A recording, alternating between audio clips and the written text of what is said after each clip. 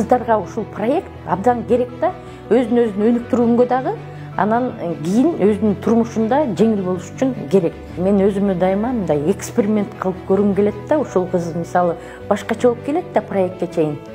Ошол келгенден кийин уже биз проект бүтүп аткандан кетип атканда, эгер ошол башкача болуп өзгөрсө, мен өзүмдү ушинтип текшерем да, мен ушундай адамды өзгөртө аламбы депчи.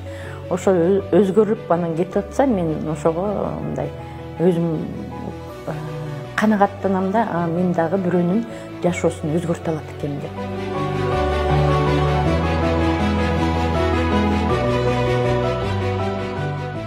Мурун мен негизинен аябай эле тартынчаак, уялчаак болчумун.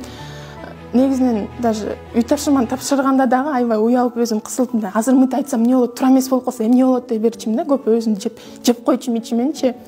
Анан азыр ошо бактылуу эже болгондон бери мына тартынбай, спокойно деп эметип алам.